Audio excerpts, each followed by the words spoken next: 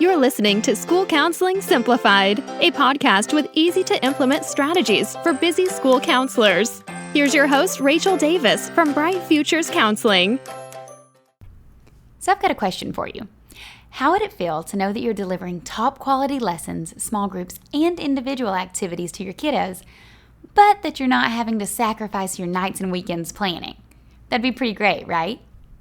That's why I created Impact, my monthly membership program for school counselors, where I intentionally select resources designed to support you and your students. Each month, I give you monthly curriculum plans outlining which activities to do and how to do them, along with the activities themselves. So I'm talking Tier 1, 2, and 3 resources and data tracking tools. You'll also receive video implementation guides where I walk you through page by page of every resource so you feel confident to implement it with your kiddos. You can attend quarterly live training sessions where you can earn PD credit, get in the hot seat during one of our twice monthly Zoom calls to get feedback on your specific caseload needs, or just hang out in the members-only Facebook group and connect with other counselors who are just like you so you don't have to feel like you're on your own island anymore. And I'm always sprinkling in fun bonuses and challenges to keep it exciting. So if this sounds like the exact thing you need to take the guesswork out of planning and make the maximum impact at your school, head over to stressfreeschoolcounseling.com/impact to get started today. Okay, let's go to the show. Hey there, thanks for listening to another podcast episode. So today I want to share with you about handling pushback. Basically, what do you do when everyone's not on board? So I've been talking about advocating for your role recently, and ideally you're like advocating for your role and everyone's like, oh my gosh, we're learning so much about you. We just love the school counselor and everything's so peachy, right? You're starting all these new systems and everyone's on board and it looks great. Whoop, rewind. Maybe not. Maybe people are saying, whoa, new counselor, pump the brakes. That's not how we do it around here. Or maybe they're saying, you've been here for 5 years. Why are you switching it up now? You may encounter pushback. You likely will encounter pushback. That's okay. It's to be expected. Anytime there's changes, people kind of are resistant to change, right? That's just human nature. But we can be prepared to handle this pushback so we can continue to impact all the students and advocate for our role. So let me show you what you can do. There's 2 places you're likely encountering pushback.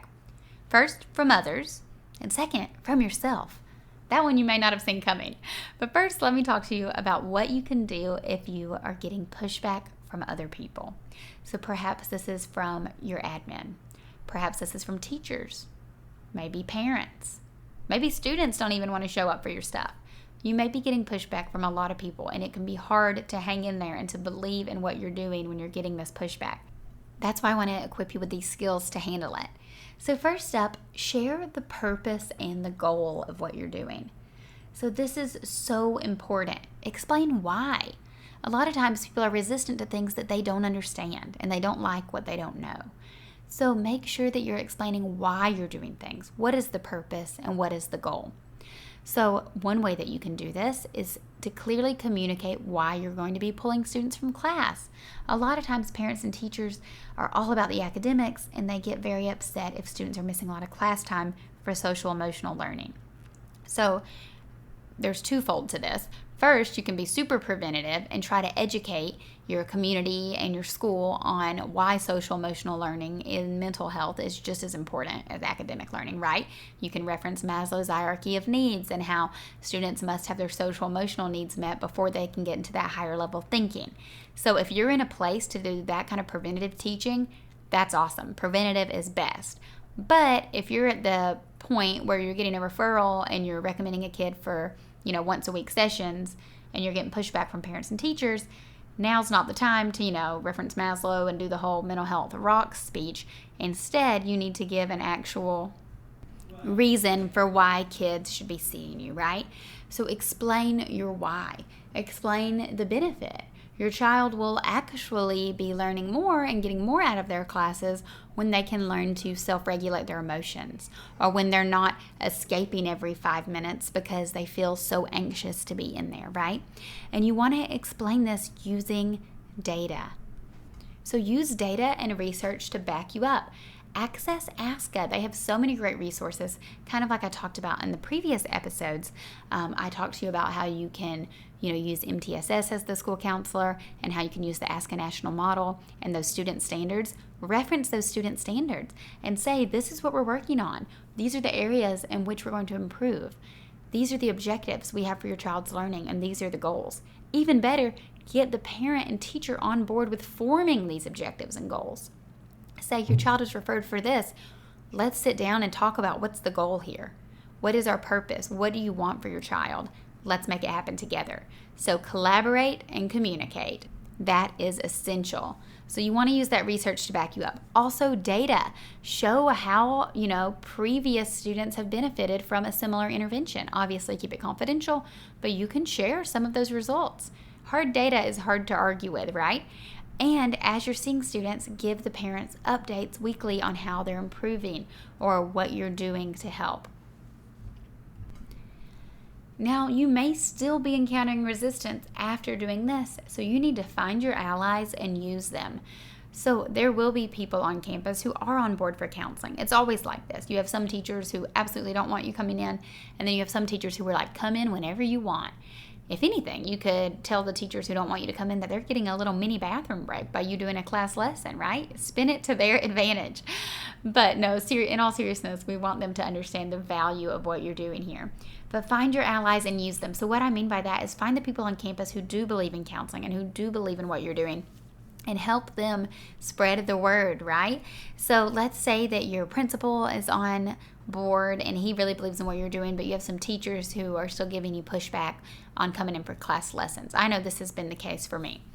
So you can be a little passive aggressive with your CC on the emails. And what I mean by that, my husband actually taught me this. It was a strategy he used when he used to work in sales at AT&T.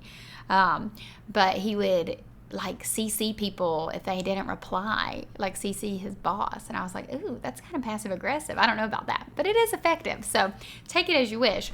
But you could, if the teacher doesn't want to schedule a lesson, reply, CC your principal. As mentioned before, this is part of our Tier 1 preventative lessons that we're doing as per the ASCA national model to reach all students. I really think your kids are going to benefit from this. But it's not even that. It's just what we do. This is just our job. Your kids go to social studies because it's required of them. No one's questioning that they need to learn math and science. Why are we questioning that they need to learn social emotional skills? Anyways, but I think it is important that you use your allies to your advantage. So make sure to get them in on the loop and then they can help. And lastly, you want to remember to give grace, right? Your staff could be new or parents new to the counselor role. We eat, sleep, and breathe this stuff, so to us it's so second nature. But maybe you have to remember people don't know what you do, likely, right? That's why we're constantly advocating for our role and spreading awareness. You need to meet people where they're at. Remember, they may be new to the counselor role. So educate, remind them the benefits, and give them grace, right? But the biggest takeaway I want you to have when it comes to encountering pushback from others is that the more communication, the better. So you want to be able to explain what you're doing, why you're doing it, how it's going to help their child. That will help you get the furthest. Now, earlier I mentioned you're not only encountering pushback from others, but you might be experiencing pushback from yourself. Now, you may be thinking, what? But seriously, think about your mindset. Sometimes we get down on ourselves, especially if we're getting pushback from others, and you may be questioning if you're doing the right thing and if you're making a difference. And who are you to be doing this, right? Sometimes we have that imposter syndrome. But I want to remind you, work on your mindset, right? Remind yourself, use those positive affirmations. You are qualified. You are capable. You are the right counselor for this job. You are doing such important work. So please don't forget that. It's also important to have those accountability partners. So as you start to implement new systems and try new things, you want to have other counselors who've got your back, right? I hope you have that at your school site. If not at your school site, I hope you have it at your district level. But even if you don't have that, don't fret. We've got you covered. Join our Facebook group. I have a free Facebook group, Bright Future School Counselors. It's public, open to everyone. Please join it and hang out with us in there. And you can find your people if you don't have them in real life, right? And also we have our Impact program, and that's where we do Zoom calls. If you're looking for more support and you want like a close-knit group of counselors, join us over there. I'll link to that in the show notes as well. But find your people in your community who can help you, right? And can help support you even when you're encountering pushback from others. And then I want you to remember your why. Remember why you entered this profession. You are going to have hard days and it can be discouraging sometimes. But remember why you're here, why you're in the profession, and how you're helping all the kiddos. And one way I like to do that is with a smile file. I stole this idea from my counselor friend Carla. I keep a digital one. I like screenshot stuff, or you can keep a physical one in a folder. But anytime you get like a nice email from a parent or a cute note from a student, hang on to it and keep it. And then you can reference it when you're having one of those especially hard days. That will help you remember your why. And lastly, take it one thing at a time.